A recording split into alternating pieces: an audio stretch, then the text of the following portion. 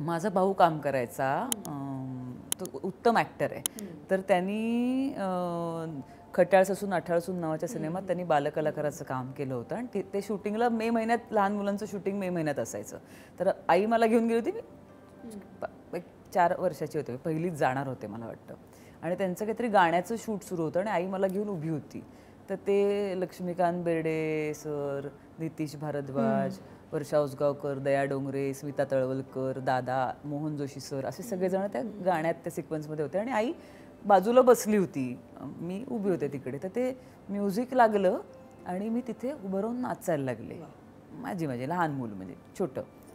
तर कट झालं शॉट. कारण मी नाचत टिकीट करत तिकडे गेले आणि आई भयंकर घाबरली की आपल्यामुळे, कारण माहीत नसतं, क्षेत्र नवीन होतं आणि दादासाठी आम्ही गेलो होतो. तर अण्णासाहेब देऊळगावकर नावाचे खूप मोठे दिग्दर्शक, पूर्वीच्या मराठी सिनेमात त्यांनी भयंकर काम केलंय.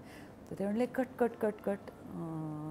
ती छोटी मुलगी निनादची बहीण आहे ना, त्याला मास्टर निनाद असं त्याच्या सिनेमातलं नाव दादाचं, देबू त्याला म्हणतात आता.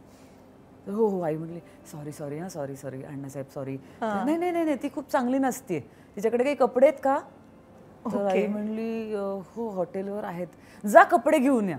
अरे वा. तर आई आणि स्मिताताई होत्या तळवलकर, त्या दोघी जणी युनिटची गाडी घेऊन हॉटेलवर गेल्या. कोल्हापूरमध्ये शूटिंग चाललं होतं आणि मला आठवतंय काहीतरी ते कपडे दादाचे मुंजीतले कपडे, जब्बा कुर्ता आणि जॅकेट, तर ते मला घालून आणलं, त्याच्या मुंजीतले ते कपडे. कारण त्याला ते छोटे मला त्याचे कपडे बरेच मी वापरायचे आणि त्या गाण्यात मी आहे. ते पहिल्यांदा मी सिनेमात नाचली आहे. तेव्हा तू 4 वर्षांची होतीस. हां, मी 4.5 वर्षांची, तर पहिलीच जाणार होते म्हणजे. आणि तेव्हा मी नाचायचे खूप, कारण काय नाचायला आपलं नाचतंय तर बोलायला लागत नाही कोणाशी, तर तो बहुतेक माझा चॉईस असेल.